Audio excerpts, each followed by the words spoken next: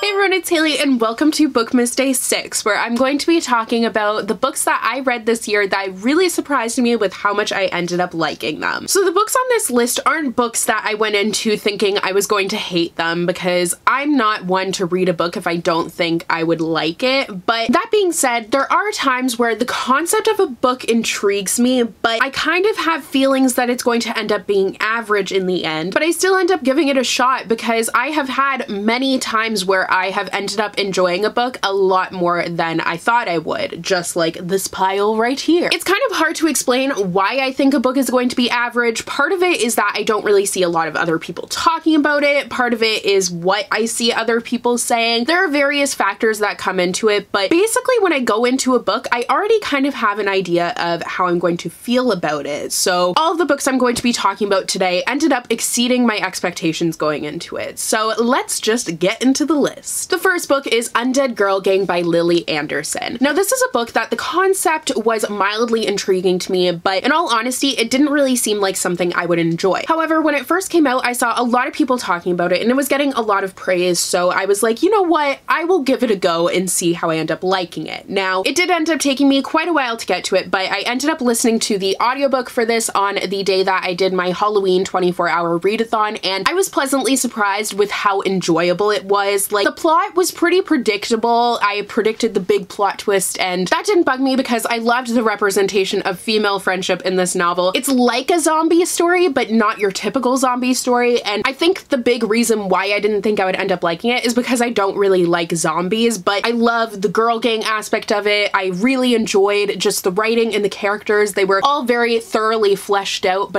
because get it, zombies, flesh-eating zombies, yeah, woo! They're not flesh-eating zombies, but it was really interesting, the witchcraft that was brought into it. It was a perfect Halloween read because it's basically this girl gets involved in witchcraft. She has been kind of into it, but she gets really into it and ends up bringing her friend and a bunch of other people who had died under mysterious circumstances. She brings them back to life to try and find out how they ended up dying. So that concept sounds really weird, but it was actually a lot of fun in the end. I also wanted to quickly mention The Girl in the Blue Coat by Monica Hesse and The Nightingale by Kristen Hanna, because these are two books that I didn't think I would enjoy as much as I did end up enjoying them, but this list is already very long, so I didn't want to really get into it. But essentially this one had been so hyped up that I was like, there's no way, but like it broke through that hype entirely. And this one I just didn't really know. I hadn't heard a lot about it. I hadn't really seen it anywhere. I just picked it up from the store on a whim and I ended up thoroughly enjoying it. Next is The Chaos of Standing Still by Jessica Brody. You guys know, if you watched my Bookmas Day 4 video, that this is on my top 10 books that I read this year list, even though I technically read it in 2017, but that's just a whole thing. I'm including it this year. But I thought this was going to be something entirely different than it was, and that's the reason it surprised me with how poignant and good of a story it was. I feel like that was an awful sentence, but we're just rolling with it. So I think I expected this to be just a cutesy holiday romance, because that's usually what holiday stories and holiday books are. They are just kind of fun, purely for the enjoyment of it, because you're supposed to, you know, enjoy the holidays. But this had more of an impact to it. It is set on New Year's Day, so it is still a holiday story, but there's a lot of grief going on in the story as well. And overall, it just ended up surprising me with how emotional of a story it was and how well it was done, because once again, it was one I hadn't really heard a lot about. Next is Daughter of the Pirate King by Trisha Levenseller. This isn't one that I went in thinking I wouldn't really like it. It's just one that I went into not expecting to like it as much as I did. It's a really like kind of sexy, hot, you know, romance story. I felt like it was very steamy and I enjoyed that thoroughly. I liked the relationship. I liked the main character a lot. She's really like badass, ain't nobody gonna tell her what to do, you know, that jazz. And I could really appreciate that. But it was a heavily romance focused story, but there was also other things going on at the same time, so it was a nice even mix. But it was one of my favorite romances that I had read in quite a while. Next is Forest of a Thousand Lanterns by Julie C. Dow. This is another one where I didn't go into it being like, I'm not gonna like this. I just didn't know that I would enjoy it as much as I did. I really loved the evil queen retelling and the fact that it was so dark and really examining this evil character and how she became who she was, and I loved the culture that was brought into it as well. I'm really glad that I was able to read this for a readathon because it pushed me to finally pick it up. I think I had just heard mixed things about it, and I think maybe people went into it thinking it was going to be something different than what it was, which that's honestly a lot of the reason why I don't really like to know a lot about books before going into them, them, because there have been quite a few books that I go into them with the expectation that it's going to be one thing, and then it ends up being something entirely different, and it really hinders my enjoyment of it. So I think I had seen a couple people say that about this, but I could be totally wrong on that. But the point is, I really enjoyed it, and it was a very pleasant surprise. Next is Ink by Alice Broadway. This is a book that had intrigued me a lot, and it's probably almost entirely because this cover is gorgeous and the inside, like, it is a beautiful, beautiful book. But I had heard a lot of people didn't enjoy it, so I was kind of like, well, I'll give it a go, not really expecting anything. It might just be a pretty book on the surface and the inside might not be there, but I really enjoyed it. It reminded me of a lot of different dystopians, and that wasn't a negative for me at all because it was definitely an entirely original story, and I loved the concept of it. Like, you get tattoos throughout your life for different milestones, and then when you die, you're put into like this skin book, which sounds disgusting and kind of is, and that's how you're remembered. But the main character, her father, she is expecting him to be into the skin book. He has died, and she's going to be able to turn back to that and look at the life that he lived, but it ends up that that is not how things go, and there is some chaos ensuing, and the way that the story goes isn't your typical dystopian because it's a very unique and interesting concept. So I think this is a case of my expectations being so low going in that it ended up being a nice surprise. Next was Honor Among Thieves by Rachel Kane and Anne Aguirre. I think I got this in a subscription box or something, but I had